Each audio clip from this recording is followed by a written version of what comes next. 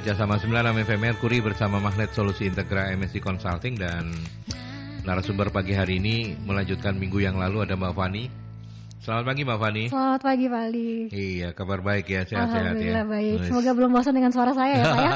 Enggak. Sahabat Mercury juga saya percaya, karena toh setiap minggu kita mengangkat topik yang berbeda. Betul, begitu ya. Sekali. Dan hari ini kita akan berbincang tentang pentingnya kerjasama tim lah ya. Kolaborasi dari performa individu menjadi performa tim. Ketika kita bicara tim, maka harusnya kita maknai bukan hanya sekedar orang ngumpul lebih dari 1, 3, 4 orang berkumpul, tetapi mereka harus bisa bekerja sama begitu ya. Bukan sama-sama bekerja gitu ya, tapi bekerja sama gitu ya. Nah sebenarnya sebagai prolog Mbak Fani, apa yang kemudian kita akan diskusikan sepanjang 1 jam hari ini? Oke, baik. Jadi kan kalau minggu lalu kita membahas tentang CMC ya Pak Aldi ya, coaching, mentoring, dan counseling. Jadi minggu lalu mungkin saya sudah sempat singgung sedikit mengenai terutama khususnya di mentoring dan juga coaching, bahwa coaching dan mentoring ini tidak hanya terbatas bisa dilakukan oleh leadernya aja loh, bahwa dua hal ini juga bisa dilakukan oleh rekan kerjanya yang mungkin lebih senior, yang lebih punya pengalaman gitu. Nah, artinya ketika kita akan mentransfer knowledge, mentransfer pengetahuan kita kepada orang lain, mungkin kita nggak berkolaborasi gitu ya. Jadi nanti kita akan bahas mengenai kolaborasi di sini, karena sebenarnya gini, kalau saya memahami antara kerjasama dan kolaborasi ini sebenarnya hampir mirip ya Pak Aldi ya. Tapi dalam kolaborasi ini unsur leadershipnya lebih kental. Artinya dalam kolaborasi ini kita juga nanti akan mendorong orang-orang ini bagaimana caranya supaya mereka juga bisa mengambil keputusan sendiri, bagaimana mereka bisa lebih optimal dalam timnya. Seperti itu. Ya, artinya yuk kita mulai dengan pemahaman dan penyamaan konsep tentang kolaborasi ya. Betul, karena hari ini sebenarnya lebih dari sebuah kerjasama. Mbak Fani sudah menyampaikan di awal bahwa kolaborasi ini lebih mengedepankan leadership. Betul. Tidak hanya sekedar bekerja sama begitu ya. Kolaborasi sendiri mungkin kita harus maknai seperti apa Mbak? Apa pentingnya kolaborasi dalam perusahaan kita begitu? Oke, baik. Jadi perusahaan ini kan merupakan organisasi ya Pak Aldi, di mana kita pasti akan merekrut orang-orang baru gitu ya. Kita akan butuh orang-orang baru untuk mengisi posisi-posisi tertentu. Nah, gampangnya begini, ketika kita merekrut, kita pasti akan mencari orang terbaik dong. Kita pasti akan mencari top performers gitu ya. Nah, kita pasti akan mencari orang-orang yang sesuai dengan kriteria yang dibutuhkan oleh perusahaan.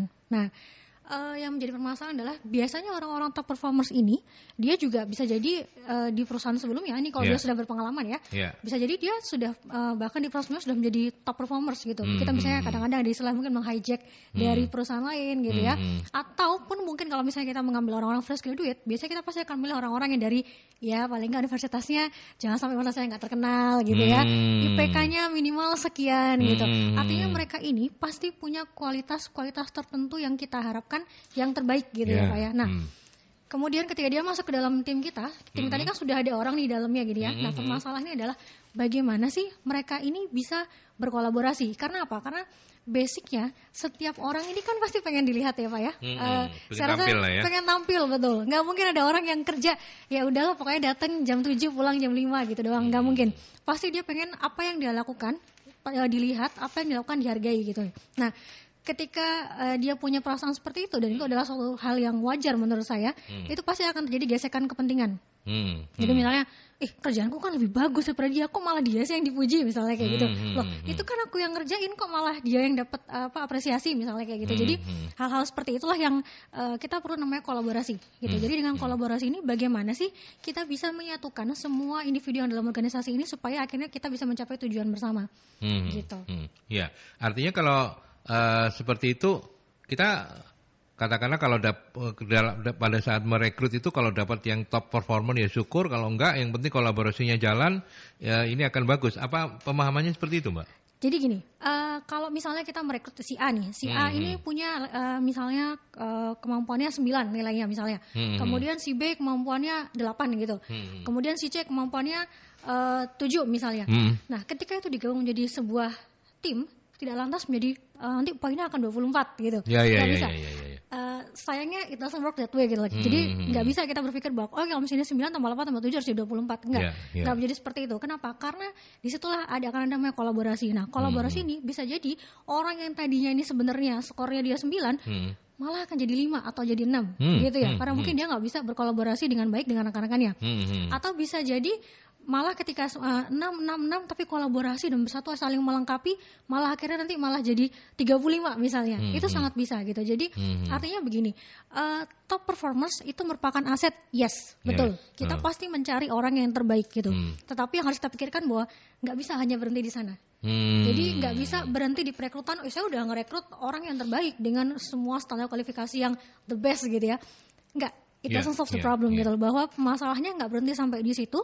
Nah, top performers ini gimana caranya supaya dia bisa berkolaborasi, dia bisa beradaptasi dengan lingkungannya, dan dia bisa bersatu dengan timnya supaya skor mereka ini semua sama-sama naik. Sama-sama naik. Betul. Nah, kalau sebaliknya Mbak Fani, kalau kondisi sebaliknya ketika rekrutmen kita ternyata mendapatkan orang yang rata-rata lah, ya sedikit di atas rata-rata tapi tidak ada yang top performers. Nah, apakah dengan leadership yang pas, kolaborasi yang baik, dia tetap akan bisa menghasilkan sesuatu yang maksimal? Oke, jadi mungkin ini kalau saya menjawabnya mungkin ada sedikit teori ya Pak Aldi. Jadi ada orang bilang ada istilah kalau dalam psikologi ada needs, ada rule gitu ya. Ada kebutuhan kita, ada peran kita. Artinya gini, ketika dia tidak menjadi top performers, belum tentu loh ini orang nih sebenarnya nggak bisa gitu ya.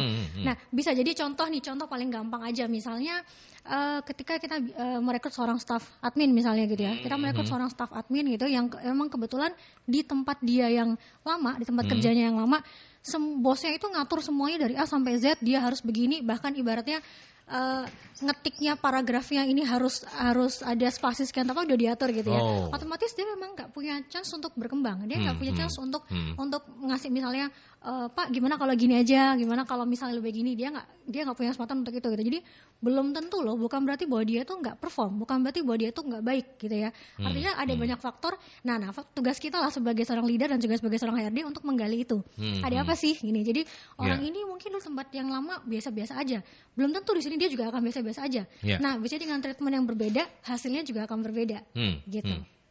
Oke. Baik. Nah, sebenarnya balik lagi ke soal kolaborasi. Beda tadi saya belum sempat menanyakan. Sebenarnya kalau secara per definisi begitu antara kolaborasi dengan kerjasama itu di mana letak perbedaannya? Oke, mungkin analoginya misalnya begini nih.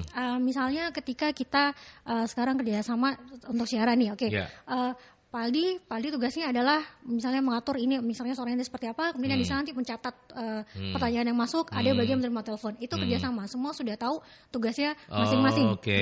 Nah, kemudian jadi kita punya goal yang sama, kita udah tahu role kita masing-masing apa, gitu. Itu kerjasama. Tapi ketika kita bicara kolaborasi, kolaborasi artinya ini misalnya gini. Misalnya tugas Pak Aldi memang di sini nih ya, kemudian melihat Mbak kayaknya pencatatanmu kamu bikin logbook yang ini kayak ribet banget loh, kayaknya kok saya kurang bisa pahami kalau misalnya begini kayaknya lebih enak dibaca nih gitu. Jadi artinya di situ juga ada proses transfer knowledge, karena gini, poin utama dari kolaborasi itu adalah sharing knowledge gitu. Jadi tidak hanya sekedar kita kerja bareng, kita punya role masing-masing, enggak.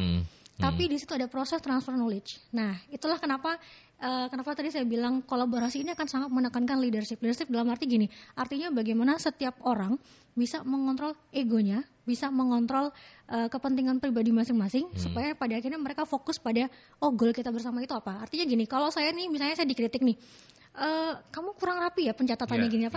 No hard feeling, betul.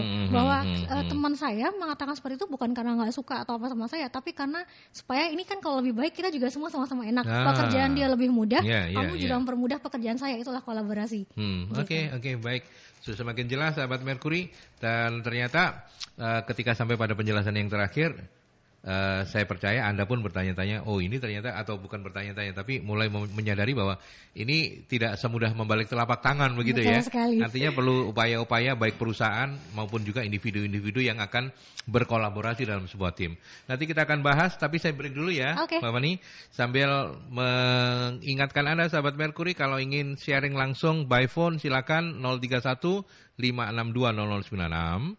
Atau kalau misalnya Anda ingin melalui nomor WhatsApp-nya Merkuri di 0817300096.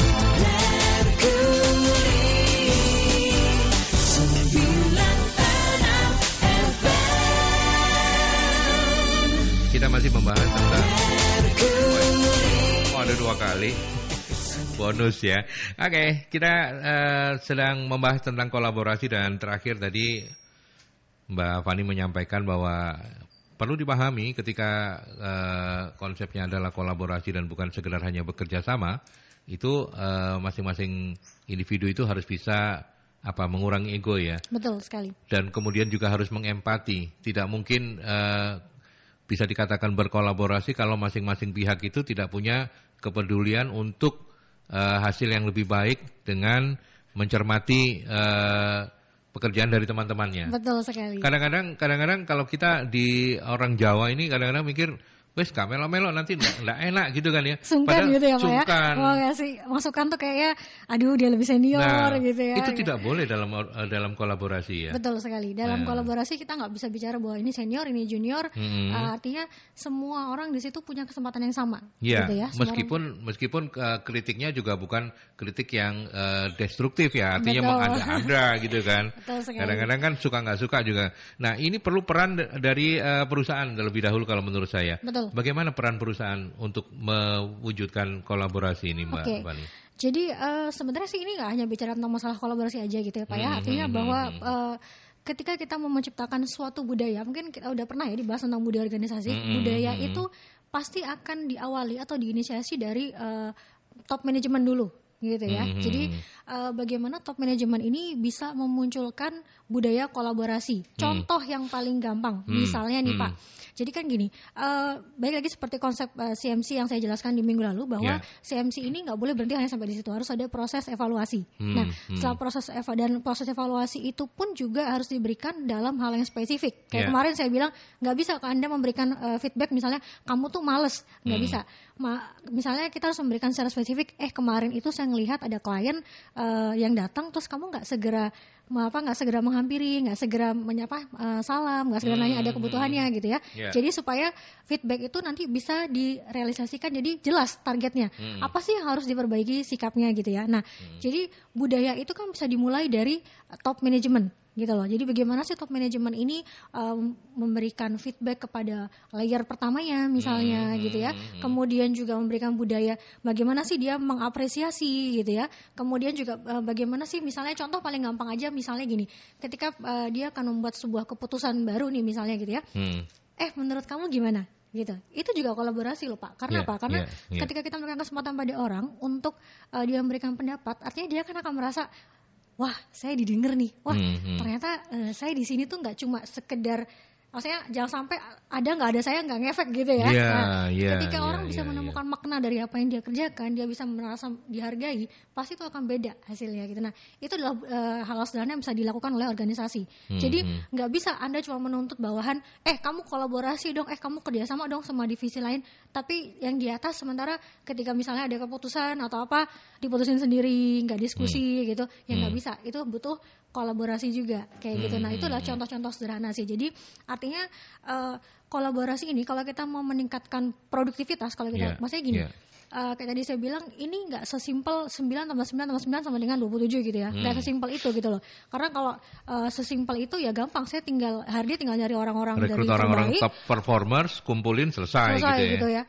Ternyata nggak begitu gitu loh. Betul. Jadi benar-benar harus dari atas ini bahwa dia juga harus melihat ini gimana ya caranya supaya orang-orang di sini yang sudah ada ini, talent ini jangan sampai lepas, jangan sampai mereka ini akhirnya malah jadi jalan sendiri, yang akhirnya malah nggak mendukung tujuan perusahaan. Gitu. Iya. Sampai di sini kita jadi diingatkan lagi bahwa peran leader memang sangat luar biasa ya. Betul sekali. Dalam menginisiasi kolaborasi. Seperti apa mereka harus kemudian bisa mentransfer ini, menginisiasi kolaborasi ini, Mbak? Mungkin saya mengambil contoh, kita tahu semua Nokia ya. Itu Nokia itu kan adalah salah satu perusahaan dulu handphone yang rajanya dulu ya. Nah, sejuta umat gitu ya, orang banget gitu. Dulu saya punya handphone Nokia, saya bangga banget lah itu dulu. Iya, betul. Zaman SMP.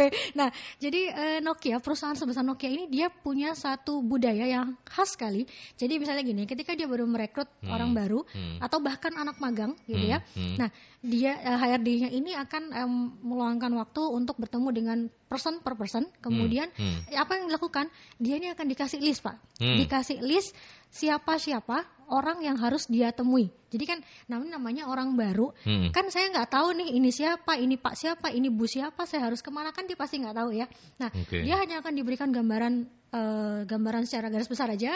Nanti misalnya nih contoh, oh Pak Aldi itu bagian ini, Bu Nining bagian ini gitu, Bu ini bagian ini. Dia hanya diberikan gambaran seperti itu. Jadi udah dikasih list nih, dalam waktu misalnya 2 minggu kamu ketemu dengan orang-orang ini, kamu pelajari dari mereka apa sih yang kamu dapat, nanti kamu bikin laporan. Nah, ternyata metode seperti itu sangat membantu. Dalam arti gini, dia akhirnya belajar melihat, oh kalau saya ketemu sama Pak ini tuh ternyata cara ngomong saya tuh harus begini loh. Oh kalau Pak ini tuh ternyata tuh dia punya keahlian begini-begini. Jadi nanti kayak kedepannya kalau saya butuh masukan tentang misalnya tentang ini yang dia keahliannya, saya bisa nih nanya ke dia kayak gitu. Itu adalah salah satu cara dia untuk menciptakan budaya kolaborasi. Jadi dia benar-benar pengen menciptakan bahwa semua orang dalam organisasinya dia itu harus mau belajar, harus mau terbuka sharing knowledge. Jadi bukan cuma sekedar mengerjakan pekerjaannya sendiri, enggak. Karena definisi kolaborasi itu juga, jadi ketika misalnya gini, kerjaan gue udah selesai, udah santai aja kan udah selesai kerjaan saya, target saya udah tercapai gitu. Nggak bisa. Karena ketika kolaborasi Anda akan melihat rekan, kamu belum selesai kenapa? Ada yang perlu dibantu kah? Ada masalah kah? Ada yang bisa saya bantu kah? Itu juga kolaborasi. Jadi kalau kerjasama kan enggak nih. Kalau kerjasama ya tadi sebatas bagian saya udah selesai, bagian kamu udah selesai, ya udah selesai gitu. Ya perkara kerjaanmu benar apa enggak ya itu bukan urusan saya gitu ya. Tapi kalau kolaborasi enggak, kita juga akan memberikan masukan-masukan seperti itu. Kita akan melihat apa ada masalah ya di rekan-rekan saya gitu. Karena apa? Karena ketika kolaborasi ini sudah muncul kesadaran Pak Aldi. Kesadaran dalam arti gini, kalau nih orang nggak beres kerjaannya, ini akan dampaknya akan ke saya juga loh. Nah dia juga akan berpikir kalau kerjaan saya nggak beres, dampaknya bisa ke orang lain. Nah itu kolaborasi. Gitu. Artinya dalam kolaborasi masing-masing individu ini memang dituntut tadi itu ya, menggarisbawahi sekali lagi, dituntut untuk menghilangkan ego. Betul. Tapi di sisi yang lain juga dituntut menjadi lebih empatif terhadap teamwork gitu ya, dan nggak boleh sungkanan gitu ya. Iya betul sekali. Nah ini harus berani ungkapin pendapat, harus berani dia bertanya juga ya, dia harus berani bertanya gitu. Dan artinya butuh sadaran juga dari rekan-rekan bahwa ya setiap orang ini punya kekhasannya masing-masing. Jadi bisa jadi saya ngerti A, saya nggak ngerti B, yang ini ngerti B tapi nggak ngerti C. Kita harus saling ngelengkapin, gitu kan? Nggak bisa kita bilang bahwa nggak serah dia lah, pokoknya kalau yang kayak gitu keahlian dia, nggak bisa. Gitu. Nah, ketika yang terakhir Mbak Fani bilang kalau dalam sebuah tim work itu kemudian anggota-anggota timnya ini termasuk didominasi oleh mereka-mereka yang cuek-cuek gitu ya, cuek bebek gitu ya. Nah, sebagai seorang leader punya contoh nggak? Contoh konkret seperti kayak Nokia tadi gitu. Apa yang kemudian harus dilakukan oleh leader ini untuk supaya bisa mentransfer, kamu tuh berkolaborasi loh, kamu bukan cuma bekerja sama. Gimana Mbak Fani? Jadi mungkin ini best practice yang pernah saya lakukan. Jadi waktu itu sekitar tahun 2014 ketika saya sedang mencoba melakukan benchmark untuk paket remunerasi. Jadi waktu itu ke beberapa perusahaan leasing gitu ya. Nah kalau bisa di leasing itu kan ada divisi marketing, ada divisi kredit, jadi kredit yang menganalisa pengajuan-pengajuan yang masuk, kemudian ada divisi collection yang bertugas menagih, sama ada operasional atau admin yang support gitu ya. Nah, jadi ada satu perusahaan yang waktu dia menerapkan sebuah sistem gini, jadi ada kan biasanya kalau paket remunerasi ada gaji pokok, tunjangan bla bla bla dan segala macam. Ada satu lagi nih ternyata tunjangan istilahnya waktu itu kalau nggak salah tunjangan produktivitas gitu. Nah tunjangan produktivitas ini ternyata ini hanya akan diberikan kalau keempat divisi ini tadi semuanya berhasil mencapai target gitu. Jadi artinya mau nggak mau mereka ini kan dipaksa untuk saling melihat kanan kiri nih. Jadi misalnya nih contoh nih, marketing udah achieve, collection udah achieve. Ini gimana operation salah semua ininya, misalnya penginputannya gitu kan, akhirnya kan dia harus zero defect ya. Kalau operation nggak boleh sampai ada salah input, kemudian misalnya data-data customer itu harus lengkap gitu ya. Nah jadi akhirnya saling ngelihat nih, jadi saling ngingetin, kamu ini dong, di follow up dong yang kemarin gitu. Jadi mereka akhirnya saling mengingatkan dan akhirnya itulah muncul kolaborasi seperti itu. Oke, nanti kita lanjutkan kembali. Yang pertama itu bagaimana kemudian menjelaskan teamwork, kolaborasi dan segala macam itu untuk perusahaan-perusahaan dengan skala besar yang tadi sempat disebut-sebut begitu. Saya tidak berani menyebut karena mereka tidak bangkrut ya, hanya mengefisienkan gitu ya. Jadi ternyata dalam perusahaan yang skala besar pun masih sangat mungkin untuk bisnisnya nggak lancar gitu. Nah, apa pelajaran yang bisa dipetik? Yang kedua, ini yang plat merah ini. Nah, yang plat merah gimana? Mungkin menarik juga untuk dikomentari, silakan. Oke, baik, saya jawab yang pertama dulu ya Pak ya. Mengenai perusahaan-perusahaan besar tadi disebutkan. Nah, artinya gini, sama seperti ketika minggu lalu kita bicara CMC itu bukan satu-satunya obat untuk dalam masalah gitu ya, mengatasi semua masalah ke-HRD, semua masalah karyawanan, enggak. Gitu. Begitu juga sama dengan kolaborasi ini. Artinya gini, ketika kolaborasi itu sudah terbentuk gitu, ya memang itu bukan menjadi jaminan bahwa dia akan terus survive. Enggak gitu. Karena apa?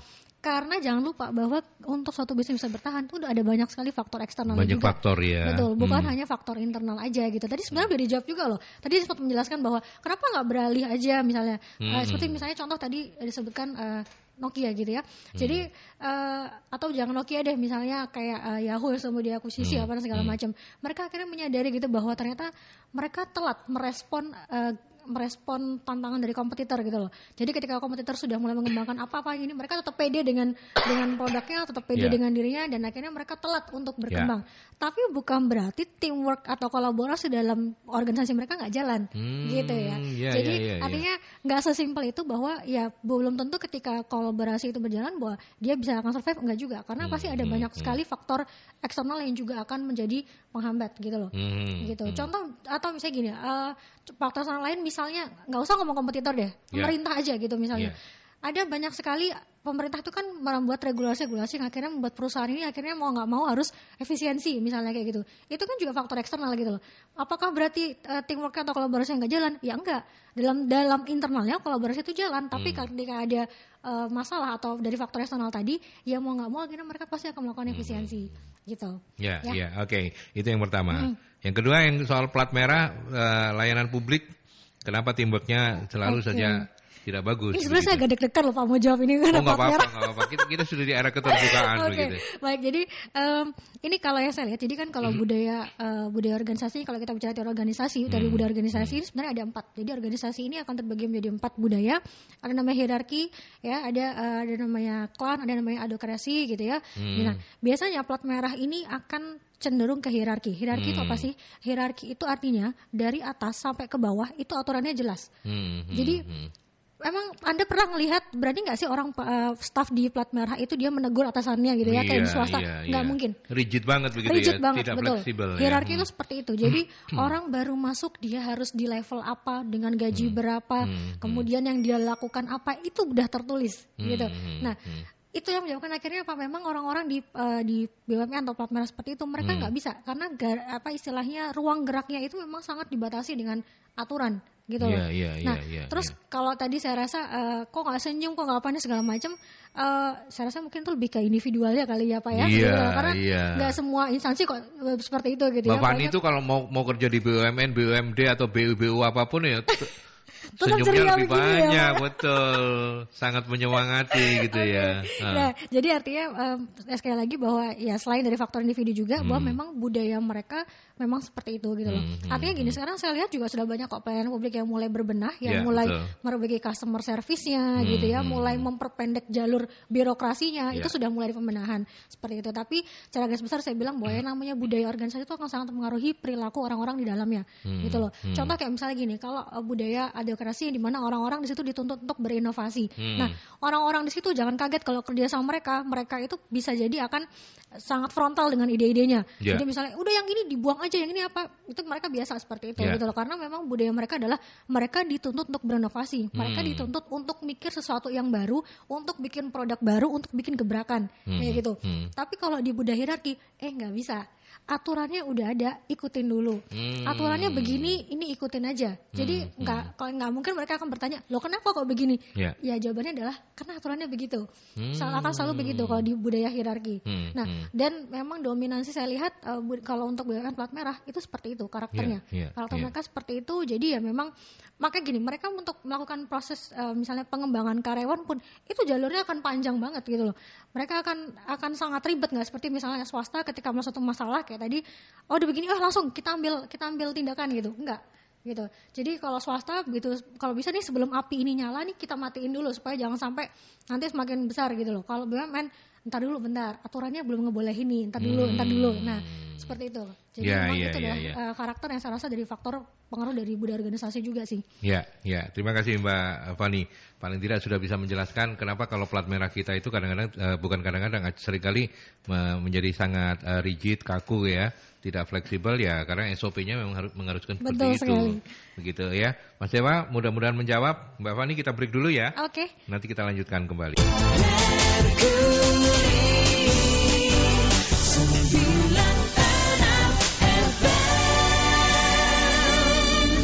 Di Posko, Nila sudah siap untuk menyampaikan beberapa sharing dari sahabat Merkuri. Silakan Nil.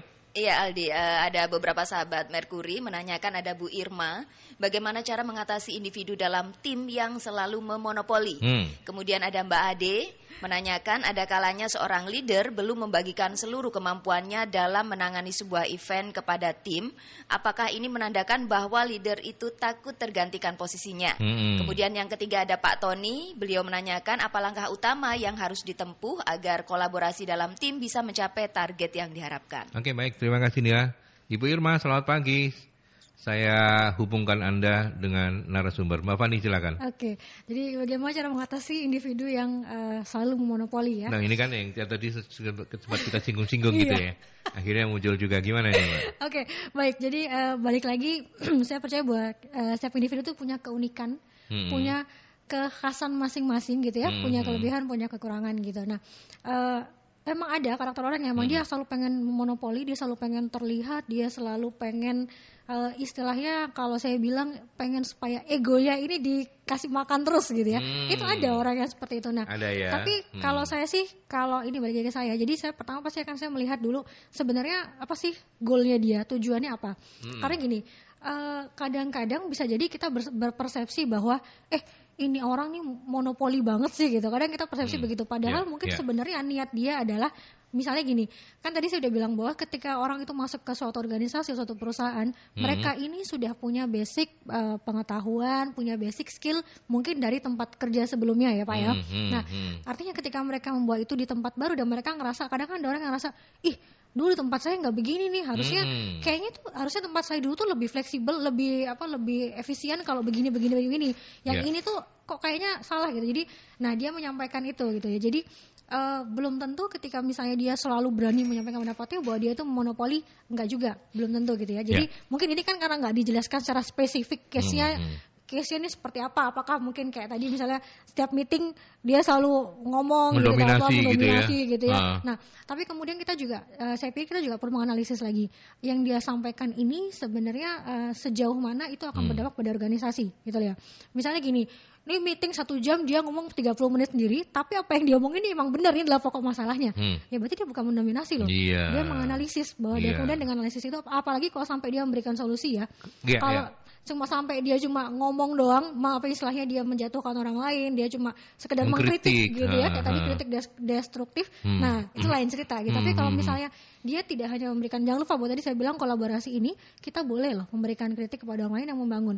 Artinya ini no hard feeling, bukan masalah personal gitu ya, tapi karena memang saya pengen kita ini sama-sama berubah ke arah yang lebih baik gitu. Jangan-jangan orang yang menilai seseorang memonopoli itu orang yang emang dari sononya nggak punya ide, nggak punya apa, jadi inferior banget gitu loh. Betul, jadi insecure sendiri gitu kan. Jadi kalau saya sih ketika menghadapi misalnya rekan kayak gitu yang misalnya ada apa, dia kayak komen mulu gitu.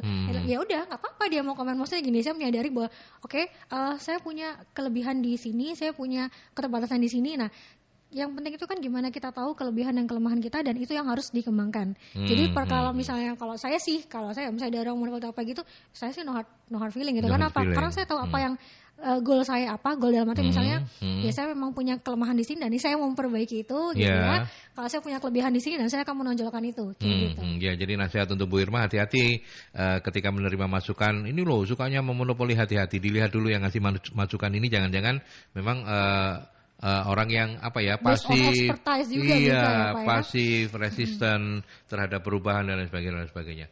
Oh, kita ke penelpon dulu ya. Oke, selamat pagi Merkuri. Selamat pagi Pak. Ya, selamat pagi Bu. Selamat pagi semua. Suaranya lembut sekali. Iya, semangat. Dengan? Iya, selamat pagi. Ya, ini kan yang saya. Bu, dengan siapa Bu? Itu, Bu, halo. Iya. Ya, nama panjenengan siapa? Asih? Iya. Pakai H ya? Iya. Oh iya, kalau nggak pakai H, ASI lah. Monggo Bu Asih, monggo. Ya, Pak gini, kan yang saya dengerin tuh dari tadi kolaborasi. Saya mau tanya nih, kalau bagaimana sih kolaborasi dengan rekan kerja yang lebih tua? Lebih senior gitu ya? Lebih senior. Oke. Itu aja? Gitu aja. Oke, baik, matur nuwun Mbak Asih. Selamat pagi. Ya, oke, silakan. Tadi sih sebenarnya sudah sempat disinggung, tapi ini mungkin lebih ke praktisnya seperti apa gitu ya. Menghadapi rekan kerja, tim kerja di kantor yang lebih senior. Lebih senior ya, oke. Jadi ini sih saya rasa kayaknya sekarang di hampir semua perusahaan ada masalah seperti ini gitu ya. Kecuali startup yang memang dia merekrut orang-orang yang senioritas ya ini ya, artinya menghadapi senioritas gitu ya. Betul, jadi menghadapi orang-orang yang kalau kita bilang generasi baby boomers ya Pak ya. Jadi generasi lawas gitu ya. Nah, jadi kalau menurut saya sebenarnya best practice-nya gini, artinya gini, ketika kita mau mencari titik tengah gitu ya, pasti ini harus ada salah satu yang turun sedikit dan ada salah satu yang naik sedikit gitu ya, supaya ketemu di tengah-tengah gitu kan. Karena kalau yang satu tetap mau di atas, yang satu tetap nggak mau menaikin juga, nggak akan pernah ketemu gitu ya logikanya. Nah, artinya gini, saya percaya bahwa orang-orang baby boomers ini dia punya banyak sekali pengalaman, dia punya banyak sekali informasi yang kita ini nggak tahu, yang saya sebagai karena saya generasi milenial nih Pak ya, saya nggak tahu gitu loh. Jadi cara-cara dia berpikir, cara dia menyelesaikan masalah itu dia pasti banyak sekali berkaca dari pengalaman-pengalaman masa lalu gitu. Jadi kalau kita ngomong secara pengalaman udah nggak mungkin saya menang gitu ya, karena mereka pasti expertise-nya mereka pasti sudah jauh lebih hebat gitu ya di atas kita. Nah, jadi kita harus menyadari itu. Artinya gini, kalaupun misalnya ketika dia memberikan kayak tadi kritik, saran apa segala macam, jangan no hard feeling gitu. Artinya bahwa ya itu memang karena dia melihat harus ada perubahan dari diri kita gitu ya. Nah, begitu juga dengan baby boomersnya. Nah, jadi kan sebenarnya gampangnya gini, kalau generasi milenial itu kan katanya suka banget dengan feedback, dia suka banget diapresiasi gitu ya. Artinya gini, generasi baby boomersnya juga harus, misalnya saya menjadi leader gitu ya, dua belah pihak ini harus kita temuin dalam arti gini, ya baby boomers ini juga dinasihatin gitu ya, bahwa kalau kamu mau menasihati anak milenial tuh caranya begini loh. Nah, jangan lupa ngasih apresiasi ke mereka. Jadi hal sekecil apapun, misalnya contoh mereka kirim report on time, bahkan mungkin sebelum deadline apa, apresiasi. Saya kebantu banget loh dengan kamu yang proaktif dan dengan kamu yang mengirimkan laporan tepat waktu. Saya kebantu banget loh dengan pencatatan kamu yang sebegini rapinya, misalnya kayak gitu. Orang milenial kan suka gitu, artinya merasa bahwa dia dihargai gitu. Nah, begitu juga dengan yang milenial, Anda juga harus menyadari bahwa orang-orang senior ini memang punya pengalaman yang jauh di atas Anda. Artinya gini, ya memang sekarang ini banyak dunia sudah berkembang, artinya ada banyak pengetahuan juga yang mungkin nggak dipunya sama baby boomers. Tapi jangan lupa mereka ini punya histori gitu loh. Jadi misalnya gini, contoh ada satu masalah gitu, dulu perusahaannya juga pernah loh ada masalah kayak begitu dan kita waktu itu menyelesaikan dengan cara begini. Nah, akhirnya kan enak tuh ketemu di tengah-tengah gitu. Ya, oke, gitu ya Mbak Asih ya. Mudah-mudahan bisa menjawab. Terus kemudian kita ke Mbak Ade. Leader belum membagikan semua kemampuannya, ini menurut anak buahnya pastinya ya. Nah, apakah ini indikasi kalau leader itu memang sengaja menyimpan gitu ya kartu trufnya supaya ketika nanti ada pesaing muncul, trufnya muncul satu lagi. Ada loh fenomena kayak begini ya. Betul. Saya nggak menyangka bahwa memang ada sih fenomena seperti itu. Tapi lagi kalau saya memang bukan tipikal orang yang suka main asumsi ya, Pak Aldi ya gitu. Jadi ketika misalnya kita menjadi leader itu kan bukan tugas gampang. Kita harus make sure bahwa ini semua orang ini tugasnya terselesaikan dan goal kita apa ini tercapai gitu ya. Nah, kadang kita bisa begini, bukan berarti bahwa dia nggak pengen tergantikan. Bisa jadi kita melihat bahwa leader ini punya penilaian bahwa misalnya kamu nih belum mampu loh, saya kasih tambahan tugas begini, saya kasih informasi untuk begini, kayaknya ini orang masih belum mampu multitasking sebegitunya gitu loh. Jadi bukan dia mau istilahnya ngekep ilmunya sendiri gitu, bukan. Tapi karena memang dia merasa dia menyesuaikan diri dengan kemampuan anak buahnya gitu menyesuaikan. Nah, masalahnya adalah itu dikomunikasikan apa enggak, itu tadi gitu ya. Karena kolaborasi ini nggak akan pernah bisa berjalan kalau seorang leader nggak mengkomunikasikan dengan jelas apa visi misinya, apa goalnya, apa yang diharapkan gitu. Jadi kalau misalnya gini, misalnya saya mengharapkan bahwa laporan kamu itu harus selalu on time paling enggak, atau misalnya setelah telatnya pun di hari itu hari H jam 12 misalnya jam 12 siang. Itu kan target yang jelas gitu ya. Jadi ketika misalnya dia lebih jam 12 lebih 5 aja saya mau nyalahkan dia, boleh karena saya udah menetapkan rules dari awal seperti itu gitu loh. Nah, jadi tadi leaders itu pasti punya pertimbangan seperti itu kok, gitu loh. Ya memang ada yang dia memang nggak pengen gantikan, itu saya nggak mungkiri bahwa itu ada. Tapi sekali lagi bahwa kita harus lihat juga case-nya. Bisa jadi ya tadi dia melihat bahwa ini bawahan saya belum mampu, atau mungkin malah ada juga leader yang kalau tadi kita bilang kalau udah Jawa kan sungkanan gitu ya, mau ngasih tambahan tugas sungkan, takut ya jangan-jangan ntar dia ngeluh, jangan-jangan ntar dia nggak suka sama saya terus saya ngomong apa nggak didengar, udah dia saya aja yang ngerjain. Nah itu ada juga loh yang kayak begitu, gitu kan. Jadi ada banyak faktor. Tapi sebenarnya itu tidak boleh juga ya. Betul, karena dimanapun juga kalau dia istilahnya tadi ada sungkan seperti itu kan dia berarti nggak memberikan kesempatan kepada anak buahnya untuk berkembang. Karena dengan kita mengerjakan misalnya gini, saya biasanya mengerjakan A, B, C, D, tiba-tiba saya dikasih E, kan saya harus belajar lagi nih. Oh yang E sama F pun juga bisa jadi walaupun mirip-mirip, bisa jadi ada prosedur yang berbeda. Saya harus belajar lagi. Artinya ilmu saya kan semakin banyak. Nah kalau ilmu saya semakin banyak, saya juga bisa sharing sama yang lain. Gitu. Jadi yang namanya kolaborasi itu nggak sesimpel itu gitu loh ya. Iya. Dan kita ini manusia makhluk sosial gitu ya. Tetapi seringkali kita masih punya masalah terkait dengan komunikasi antar kita gitu ya. Betul sekali. Persoalan-persoalan yang sebenarnya sepele kadang-kadang karena komunikasi yang tidak bagus ya. Komunikasi dalam main asumsi sendiri gitu ya. Nah ya. itu dia akhirnya muncul syakwa sangka, kecurigaan dan lain sebagainya. Pak Tony, selamat pagi. Apa langkah dasar yang bisa ditempuh agar kolaborasi dalam tim bisa mencapai target yang diharapkan? Oke, jadi langkah dasar yang kali kalau saya bagi sih sebenarnya ada 3 gitu ya. Jadi langkah dasar yang pertama adalah seorang leader ini harus tahu dulu, harus kenal benar-benar setiap orang dalam timnya. Karena seorang leader ini nggak mungkin bisa membuat kolaborasi kalau dia nggak kenal timnya. Kenal dalam arti gini, kenal bahwa si A ini punya kelebihan seperti ini, karakternya seperti ini, kelemahannya seperti ini. Kalau si B begini gitu ya. Karena ketika Anda sudah mengenal masing-masing karakternya itu, Anda akan lebih mudah juga membagi tugas-tugas tadi. Jadi misalnya ya kalau Anda udah tahu bahwa anak si A ini nggak detail, ya jangan dikasih tugas administratif yang membutuhkan misalnya nginput data misalnya data hasil tes, udah tahu dia anak yang nggak teliti dikasih tugas nginput hasil tes, artinya nanti pasti akan ada error ya, dan error kesalahan, ntar ngamuk-ngamuk kayak gitu. Nah berarti Anda nggak kenal kelebihan dan kekurangan anak buah Anda. Itu yang pertama dulu. Jadi dan itu butuh suatu teknik repo yang juga nggak gampang. Jadi gimana caranya dia bisa mengambil hati, mengambil trust dari anak buahnya, itu juga nggak gampang gitu ya. Itu langkah basic banget yang paling pertama. Nah kemudian yang kedua, kalau saya maknanya gini, jadi biarkan tim itu berdinamika sendiri. Artinya gini, tapi kita memantau sebagai leader, artinya misalnya gini, oh ternyata setelah saya lihat kalau si A sama si B ini berantem mulu nih, dan berantemnya ini lebih sering karena misalnya si A nih, misalnya si A nanya apa, si B jawabnya ya udah sih pikir sendiri misalnya, baper gitu. Padahal misalnya si B jawab begitu karena apa? Karena dia udah pernah ngasih tahu. Kamu udah dikasih tahu, kamu nanya lagi namun jengkel gitu ya. Bisa jadi. Jadi dia harus bisa menganalisis ini masalahnya apa. Biarkan mereka menemukan dinamikanya itu dulu. Karena gini, lama-lama ketika kita setiap hari terbiasa bekerja sama, biasa berkolaborasi, kita lama-lama kan akan hafal nih. Oh, kalau saya ngomong sama si A begini nih, saya harus ngomongnya begini. Kalau saya sama yang ini, saya nggak perlu ngasih instruksi panjang-panjang, cukup pokoknya A. Terserah dia mau gimana, yang penting saya mau tahu resultnya A. Tapi ada juga kalau saya ngomong sama si C, yang saya harus ngasih step by step, ini nanti ini dulu, baru ke sini. Ada orang seperti itu. Nah, ketika kita harus bisa mengevaluasi, ini orang-orang ini sudah paham belum ya dinamikanya, gitu. Nah, kalau dia sudah dapat dinamikanya, baru ke tahap ketiga, komitmen. Jadi ketika dinamikanya itu sudah ada, kolaborasi ini sudah terjalin, nah tinggal membuat komitmennya aja. Komitmennya artinya gini, kita nih menyamakan lagi visi misi kita, goal kita apa, tujuan kita apa. Nah, kita komit ke sana bareng-bareng gitu. Jadi itu 3 basic yang menurut saya yang ya kalau ngomongnya gampang ya Pak ya, tapi realisasinya itu susah banget loh.